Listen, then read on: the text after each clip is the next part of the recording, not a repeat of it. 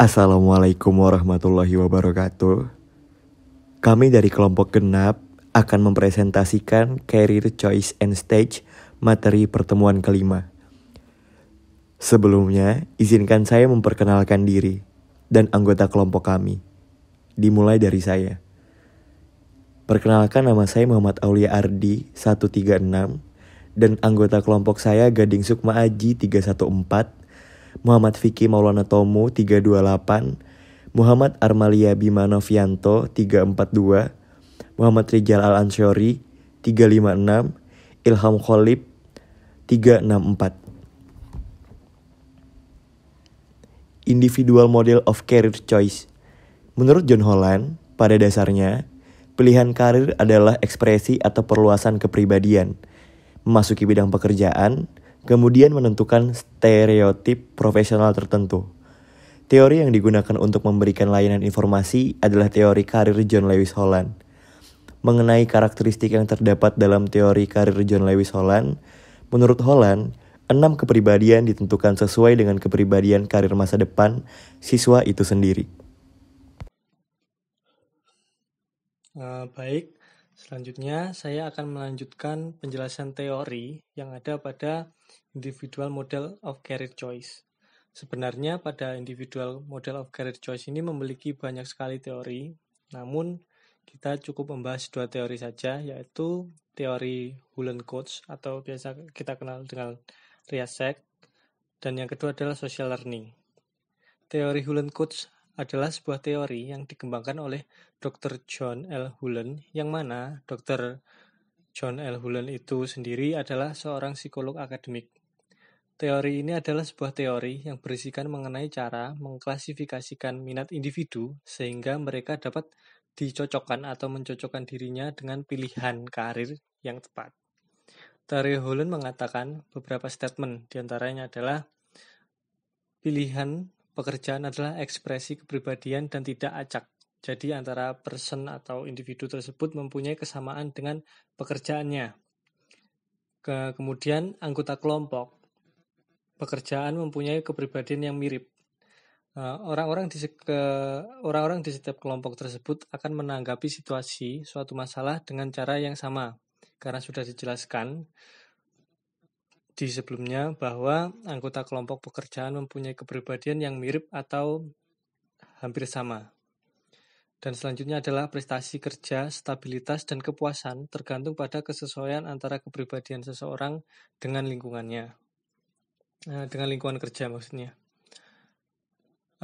Hulen sendiri membagi tipe-tipe kepribadian menjadi 6 pada teorinya, yang kita kenal dengan istilah Riasek, yang mana Riasek itu sendiri adalah singkatan dari realistik, investigatif, artistik, social people atau sosial, enterprising, dan konvensional.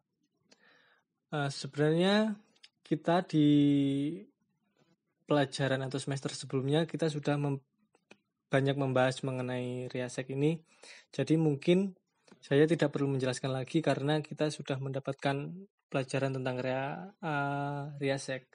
Langsung saja kita lanjutkan ke teori selanjutnya, yaitu social learning. Nah, teori ini akan dilanjutkan oleh teman saya. Holland membagi tipe-tipe kepribadian menjadi 6 pada teorinya yang dikenal dengan Riasek. Realistik, investigatif, artistik, social people, enterprising, dan konvensional. Adapun penjelasannya sebagai berikut. Yang pertama adalah realistik. Merupakan tipe orang-orang yang berurusan dengan lingkungan yang objektif, konkret, dan sikap fisik yang manipulatif. Mereka menghindari tujuan dan tugas-tugas yang menuntut subjektivitas, ekspresi intelektual atau seni, atau kemampuan sosial. Selanjutnya, investigatif. Merupakan tipe orang-orang yang menghadapi lingkungan dengan menggunakan akal, memanipulasi ide, kata, dan simbol. Mereka lebih memilih panggilan ilmiah, tugas teoritis, membaca, mengumpulkan, aljabar, bahasa asing, dan aktivitas kreatif seperti seni musik dan seni pahat. Selanjutnya adalah artistik. Tipe ini adalah individu yang menghadapi lingkungan dengan menciptakan bentuk-bentuk seni dan produk. Mereka mengandalkan tayangan subjektif, dan fantasi dalam mencari solusi untuk masalah. Mereka lebih memilih bidang musik, seni, sastra, pekerjaan yang berhubungan dengan drama, dan kegiatan kreatif yang berkaitan dengan alam. Selanjutnya, social people. Social people merupakan orang-orang yang menghadapi lingkungan dengan menggunakan keahliannya dalam berinteraksi dan berhubungan dengan orang lain. Mereka dilambangkan dengan keterampilan sosial dan kebutuhan untuk interaksi sosial. Mereka lebih memilih pendidikan terpenting dan pekerjaan panggilan religius dan aktivitasnya seperti gereja, pemerintah, layanan masyarakat, musik, membaca, dan drama. Selanjutnya merupakan enterprising. Tipe ini merupakan orang-orang yang menghadapi lingkungan dengan cara mengekspresikan kualitas, petualang, dominan, antusias, dan impulsif.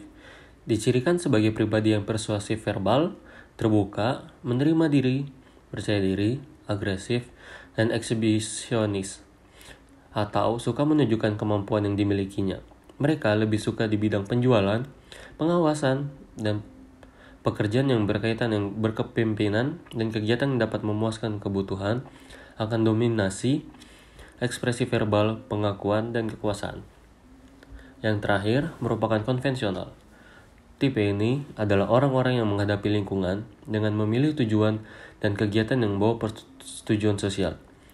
Pendekatan mereka terhadap masalah adalah stereotip yang benar dan tidak orisinal.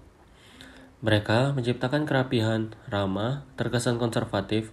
Mereka lebih memilih tugas yang berhubungan dengan ketetausahaan, administrasi, dan tugas komputasional.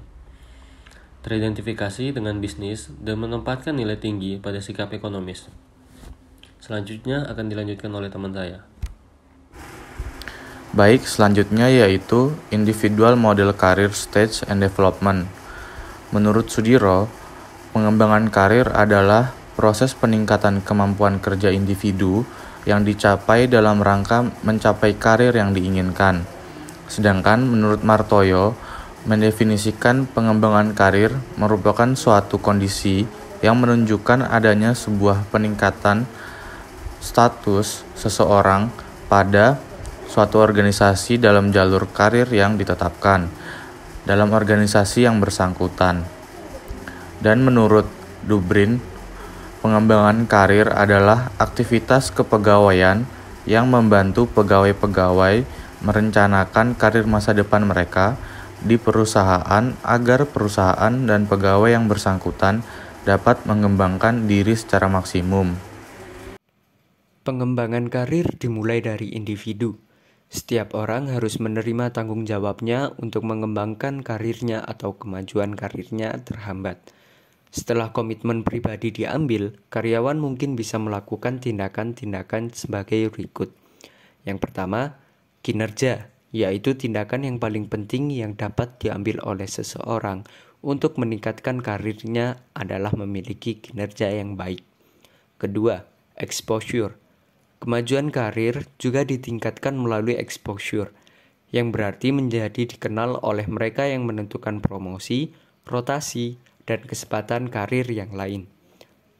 Ketiga, mengundurkan diri apabila seseorang individu melihat karir yang lebih besar di tempat lain. Pengunduran diri merupakan satu-satunya cara memenuhi tujuan karirnya. 4. Loyalitas organisasi. Di banyak organisasi, orang lebih mengutamakan loyalitas karir daripada loyalitas organisasi. Tingkat loyalitas organisasi yang rendah banyak dijumpai pada mereka yang baru lulus perguruan tinggi. Yang kelima, mentor dan sponsor. Banyak karyawan dengan cepat mengetahui bahwa mentor dapat membantu pengembangan karirnya. Mentor adalah seseorang yang memberikan advice karir tidak resmi.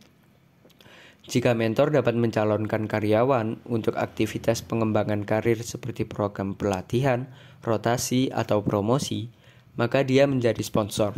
Sponsor adalah seseorang di dalam organisasi yang dapat menciptakan peluang pengembangan karir untuk orang lain. 6. Bawahan kunci.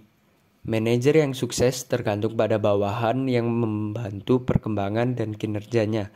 Bawahan ini mungkin punya kemampuan atau keterampilan khusus yang diperlukan oleh manajer.